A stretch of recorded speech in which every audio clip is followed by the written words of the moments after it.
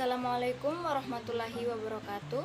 Perkenalkan, nama saya Junidar Arifati Nadifa dengan NIM F2019-01168 kelas C4 Program Studi S1 Farmasi Universitas Mandala Waluya Kendari.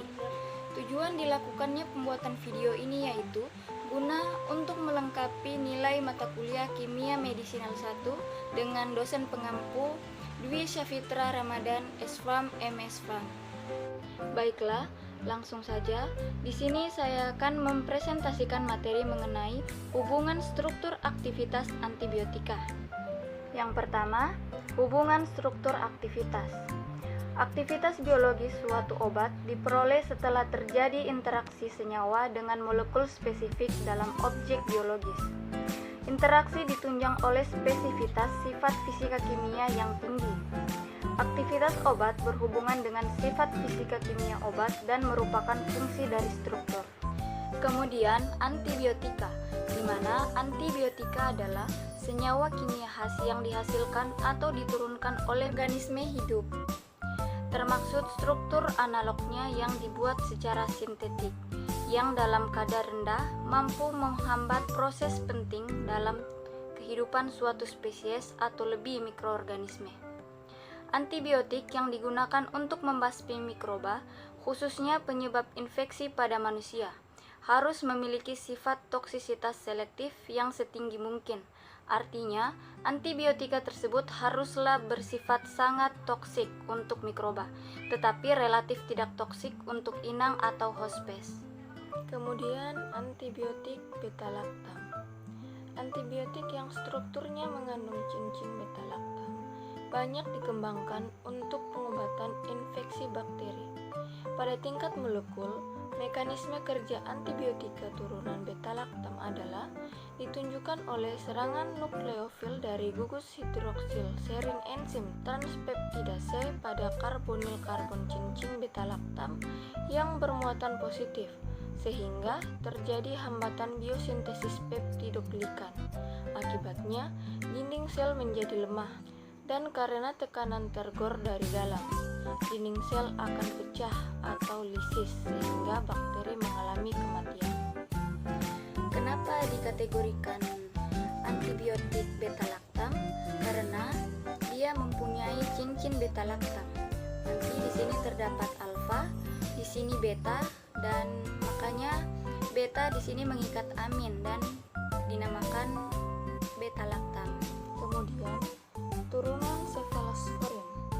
Pada awalnya, turunan cefalosporin didapatkan sebagai hasil isolasi ekstrak jamur Cephalosporin axeromonium. Dari jamur ini didapat isolasi 3 antibiotika.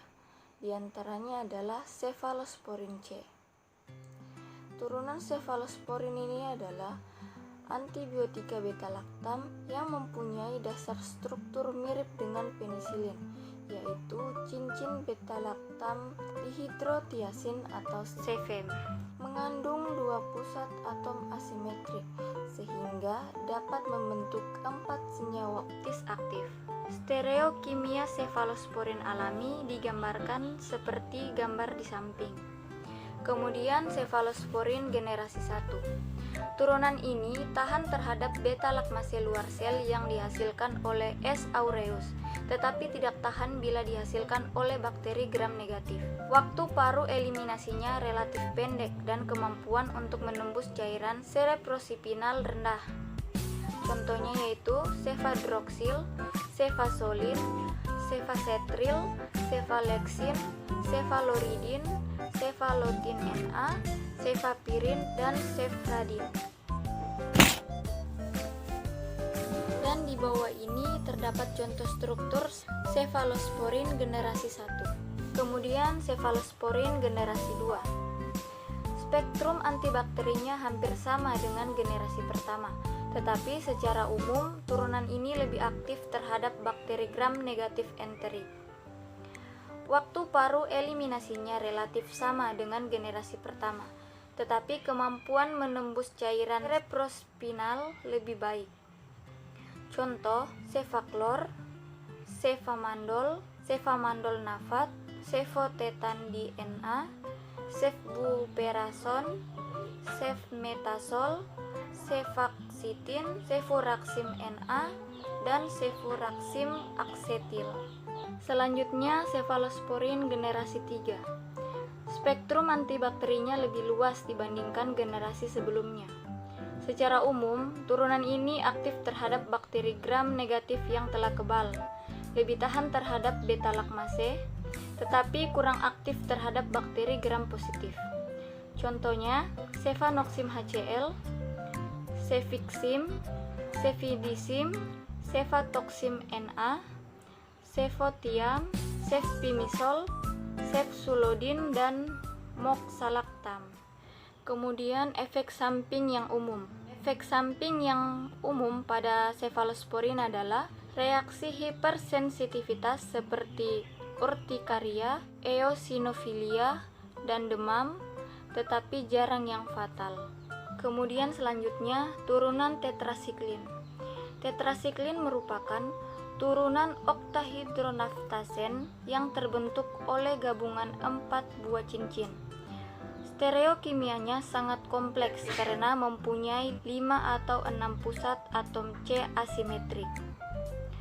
Tetrasiklin bersifat amfoter, berupa mengandung gugus-gugus yang bersifat asam, seperti gugus hidroksil, dan basa seperti gugus dimetilamino.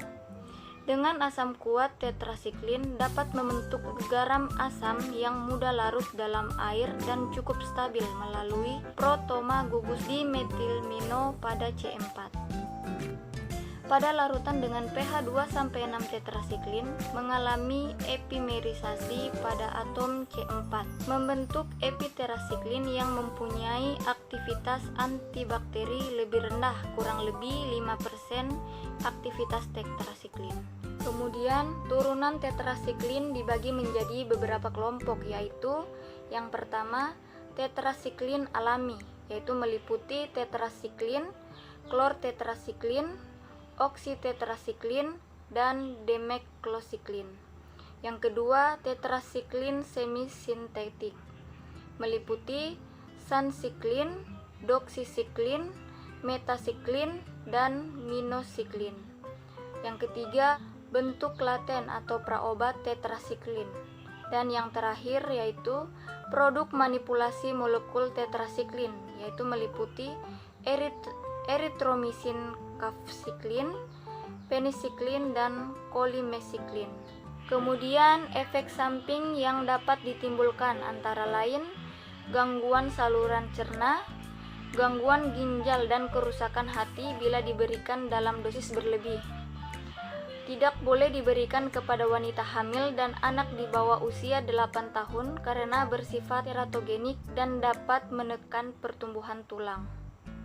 Dan yang terakhir, dapat menyebabkan warna kekuningan pada gigi yang bersifat tetap karena dapat membentuk kelat dengan kalsium fosfat dalam struktur tulang dan gigi.